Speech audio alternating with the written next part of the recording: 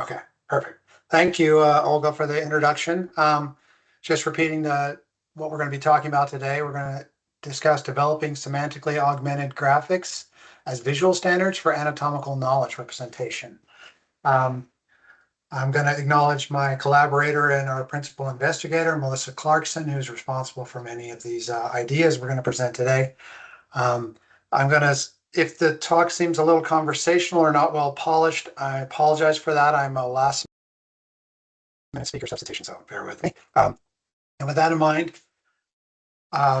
this first statement needs to be defended. And that is that there's a need for visual standards depicting anatomy and phenotypes. So two questions that raises are, what are visual standards and why do we need them? So like a class in an ontology is a attempt to symbolically create a standard.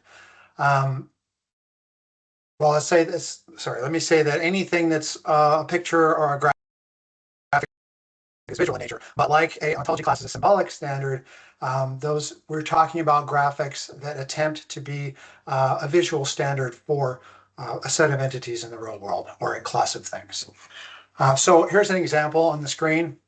This is a classification scheme for hemifacial microsomia. So, if we said what a visual standard is, we just have to defend why we need them. So oftentimes, if you're entering data into your database, it requires first classifying what you see, right? What is the condition I've seen? What is its severity? Which variant is it? And so those things are categorical. They're not continuous. So you have to bin the patient into one of these categories. And so classification schemes like this allow us to put a patient upside and say which one of these most well represents this patient, and assign a category to it. Now, this addresses something that we'll call the linguistic problem of morphology. And that is that it's very hard to define things like shapes in symbolic means, like in classic owl ontology. Like, what is the shape of the lung? What does this pattern of coronary arteries look like as it wraps around the heart versus another pattern that's also common? These kind of things are much more easily expressed as a visual than they are expressed in words, and easier for the consumer to understand. So this is what they are and why we need them. Moving on.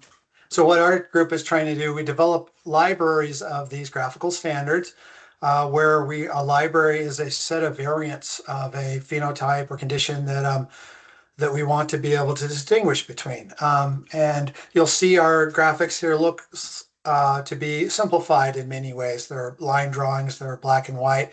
This is deliberate. This is to make sure we capture all of the salient details that are needed to distinguish one from another without unnecessary contextual information. Like, is that important? I don't know. That might be present in a photograph, say. So this is the sort of libraries that we're trying to create and what we mean by visual standards. Okay, moving on, this is an example of one. So this row on the bottom is some variants within a library. This library attempts to capture variants in the sutures of the interparietal, the back of the skull, in humans, adult humans. So the title itself says graphics represent types, not individuals, and are based on evidence. So I want to clarify the first part of that. A graphic is an individual in the sense we have a class graphic and then we have individuals, whereas this one on the left is an individual. But what we mean by not individuals is it is not a drawing of an individual person. It is not a specific person. It is a pattern that is seen across some subpopulation. So if you look at the graphic or the photo above it, that is a corresponding example of that pattern, but you can see it's not a tracing. They're not exact. So we're trying to capture categories of things. Now, what the second part means based on evidence is that whenever we identify these, let's say we see something where we see a pattern of sutures on the left, we might think, well, we should create the one for the right. If we've never seen it in the population, we won't create it. And when we do create it, we put the evidence that we got it from. What is the paper it was published in some cases, we attach, our own individual, or sorry, internal images, collections. We take an image and say, here's a picture of it. So that is what we mean by evidence-based. Now, how do we create these things? So the graphic here on the left displays all of the graphical marks, lines and regions that are going to be needed in any of those variants within a library, that interparietal suture library. We create them all as one in this sort of one SVG image. And then we feed these things into a graph database that takes each individual mark, a line, a region, and creates a representation of it. And then what the drawing on the right is showing is the first column, the left column of blue boxes says, okay, we have these two lines in this region. Together, these can be composed into this unit, this lower lip unit here. So in addition to pulling these lines into our graph database, we bring in all of the compositional information needed to create any of the graphics in our variant, like what is a part of what. And this subunit is composed of these three lines, and the larger unit is composed of these two subunits, like that. And so that's what this thing on the right is showing. That lip is now used in 3 graphics for these 3 variants of cleft lip. What I should have said in that last slide additionally is that for each of those, part of the reason we do it compositionally like that is to make it easier for the designer to reuse lines. But another reason is that we might want to attach any amount of data or metadata onto any part of that could be carried through into the composites. So for example, we might want to attach information to the lower lip that is true of all of the graphics that the lower lip is used in. So for that reason, these are all assigned IRIs, and they all can be used within our knowledge graph to add additional data and metadata. And so by that, we've created a queryable information system of that composition. Now, in addition to the composition, there are 5 types of information that we'd like to add or can add to these graphics. So type 1 is metadata within the SVG itself. So when we give someone a graphic that they're going to use in a figure or cite in a paper, it has a certain amount of embedded metadata in it. This just pertains to the graphic itself, less about the content. It's just who created this, what is its license, what this sort of information, what's its label. The second type of information, and I'll go into more detail about each of these. The second type, semantic meaning of lines and regions. So this is 2 types of information. One is that when we saw the interparietal library, we saw the outline of the skull as a line throughout them. That line is not a real line that you would see on the skull itself. It represents the line between what you can see and what you can't, because what is occluded by the front of the skull. And that's called an occluding contour line, and it has specific semantics that we'd like to associate with it. In addition to that, there is context or domain about semantics about what is in the graphic. For example, this region is a region representing a bone. That might be meaningful in how we style it or what we say about it. Okay, so that's the second type. The third type of information is information about the individual graphic. That could be metadata like name, date, label. That could be things about the scene itself. What is the view? What is the scale? This sort of thing. The fourth type of information is information that relates one graphic to another. Like I have a cleft lip on the left and right of the same kind and severity. I might say that graphic A has opposite laterality to graphic B. Or if one of them they're both on the right, but one is more severe, I might say A displays more severe phenotype than B. So those are the sorts of information that relates intergraphic relationships. And the fifth type is mappings between graphics, and these terms in controlled vocabularies or ontology or classes, so these are linkings to outside symbolic representation. So that was kind of a quick run through, but I'll give a slightly larger example of each of those. This is what's in the file. If you're looking in the SVG, this is not the whole SVG because the obviously the coordinates and the actual drawing are not in there, but in the header, there is a metadata block. It doesn't pertain a lot to the contents. It's just about what do I call this graphic, who created it, so forth. It's a very limited set because we don't want to try to embed a whole ontology with imports and so on in here. So that sort of level of knowledge needs to exist in an external information resource. The second type that I talked about was this semantic meaning of a line. And I use that occluding contour example from the outline of the skull. So in here, you're seeing a snippet from the SVG, and in the second and third row, you see its class is OC. That is actually pointing at a CSS class that says, how should I paint occluding contour lines? What should they be dotted? What color should they be? Things like that.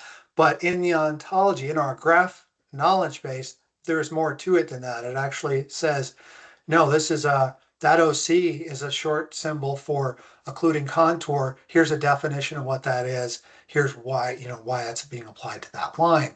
And so the next slide actually is going to show a bit about that. This is a bit from the graphic descriptor ontology. That is another of our projects. It's outside of the scope of today's short talk, but basically this is ontology for describing in visual content what kinds of things are there, what kind of marks and regions and roles and qualities are there of graphics. And so the example I use of occluding contour line, this is showing another such kind of line of discontinuity of plane of surface. And so on the right, you see some definition of it in a label, and as well as how one of our graphics can be used, which this is a definitional use of it. We talked early on about using them in the classification scheme, but they can also be definitional. Like if it's hard to understand that from the definition, this graphic will help understand. So that's the type 2. The type 3 is just the information about the graphic. This is metadata about the graphic. This might be things like the label and creator, but it could also be things about the scene, like the view and the scale. This is looking at it in our browser, but it's actually available through an API, so you can get all this information out for your own means if you're using these graphics for something else. These are all queryable. This API is basically trying to free the user from Sparkle. So it's because our graph knowledge base is in L, and we can Sparkle over it, but this is trying to simplify it. So for that reason, these oh, excuse me, I was trying to click on something. These property names like IRI and title are actually not exactly what is in the ontology. It's not a full IRI of what that property is. This is meant to be a simplified view for consumption outside of another ontology. Okay, and our fourth type of information is how graphics relate to one another. So there are a couple of main ways that this happens in our system. One of them is illustrated here, which is a collection. So we say we want to create a collection of variants on the same phenotype or variants on the same condition. And so this example here is variations of sternum fusion. So this actually relates a whole set of graphics to each other. But another way we do this is pairwise relationships. And these might be things like I mentioned before, like A is a more severe phenotype than B, or A is opposite laterality to B. All right, our fifth type is about how do we relate our graphics to things in these controlled terminologies, these ontologies. I'm going to correct something on this slide. It says our API is phenoendlessforms.info. Actually, that URL points at this demo that you're seeing a picture of in the slide. The actual API is not at that URL. If you have questions about our API, feel free to reach out to me, or there is a page describing them on our webpage, endlessforms.info. But what you're seeing here is that we have a service that says for this graphical standard, what other standards, what symbolic standards or other bits of information does it relate to out in the wider world, the external to our system. So you can see that this particular one that's been selected, complete unilateral right clef magnitude G, its closest thing it can relate to in these external terminologies. We have one for, you're seeing for ICD-11 and mesh. There's one for disease ontology that's not visible in this screenshot. There's HPO. So we have a service that allows you to make these sorts of links to where they're otherwise described or where there are additional resources. Okay. So I had a couple slides for challenges problems that we're facing that we might look for input on, but I think I'm probably at time. So I think that instead of these last couple slides, maybe we'll open it up to questions.